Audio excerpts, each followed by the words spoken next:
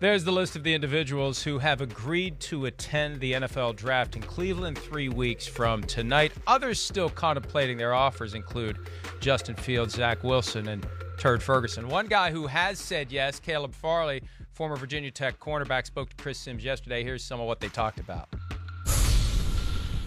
How do you define a successful day, like at the corner position, when you're on the island all the time? I mean, I know you want no catches, but that's not always realistic. So, like, how do you kind of define it? You know, baseball, 1 for 3 hitting, 300 hitter. Wow, you're pretty good.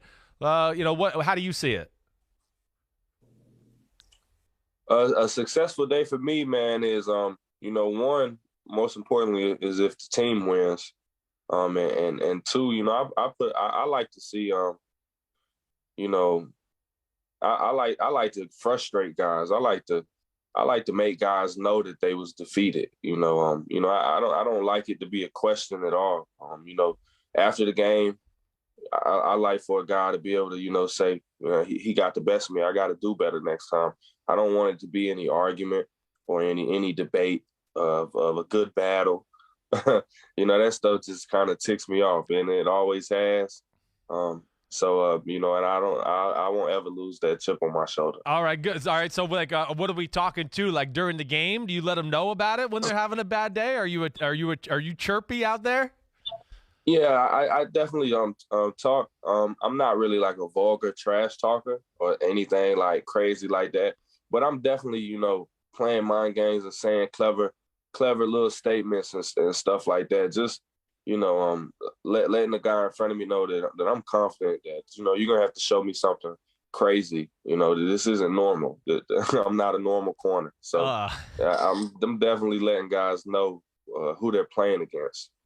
If a team is is looking to take a corner and they worried about me coming back to the same type of ability, man, I'm telling you that's a question that they're gonna have to really sit down and pray on, because I truly know it's little risk for a huge reward, because and it's not the other way around.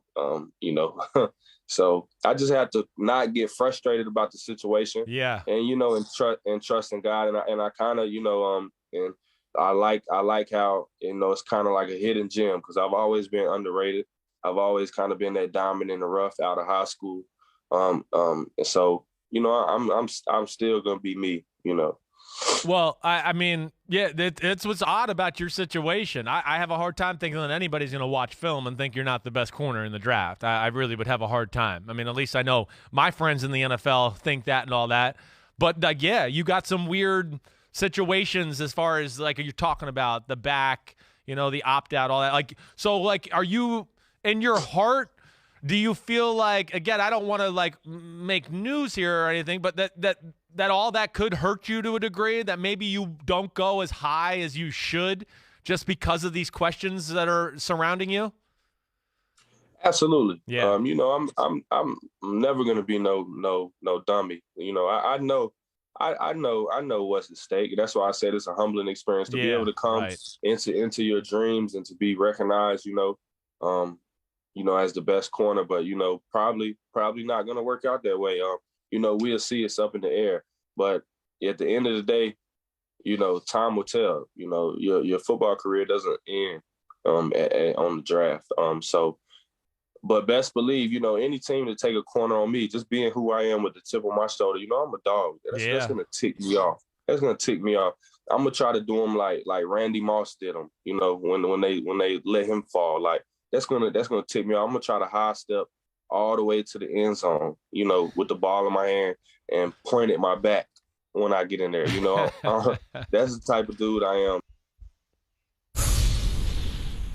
That was Caleb Farley, Virginia Tech cornerback. Love him.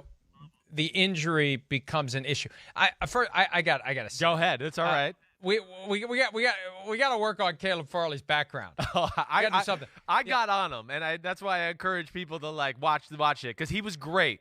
We really got off topic a few times and had some funny things we talked about. I talked about the closet. I was like, come on, man. I mean, the first thing all the hangers just like sticking straight up in the air. We got to work on that. He kind of was like, yeah, I got to work on that. And then I don't know if anybody caught it there too. There was some feet movement on the bed there too, which I call him out for at the end. I just said, I don't know. I saw just whoever thinks they're hiding over there in the bed. We saw them. There's somebody there. We know that he was great, just the way a corner should be, confident. Strong-willed. One of my favorite, rookie interviews I've ever done. And, hey, look, I don't care who's in his bed. Yeah. But, Caleb, let the person sleep, whoever it is. Yeah. They're go in clearly another trying room. to sleep. Yeah, go somewhere else. Right. And the one thing I don't like about the Zoom reality is when people use those backgrounds that are just clearly fake, right. awful, fake, and the head movements. But sometimes there's a reason for it.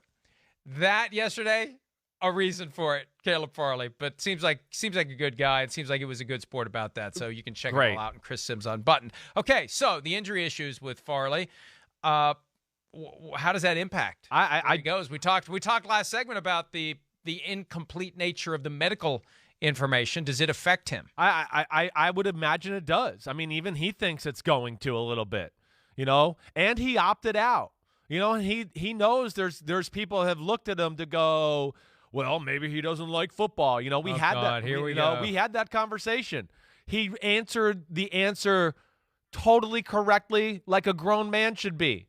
First off, he said, yeah, do I regret it a little bit? Yeah, a little bit, of course. But you got to remember, at the time, the information wasn't quite what it is now.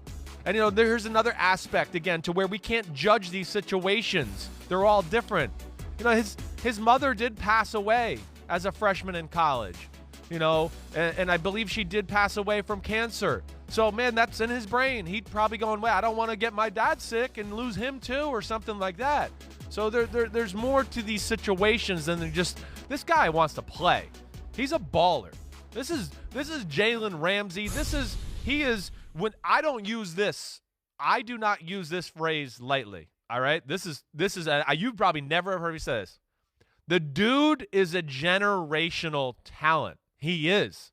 I've never seen anybody 6'2", the size he is, and move the way he does at the corner position.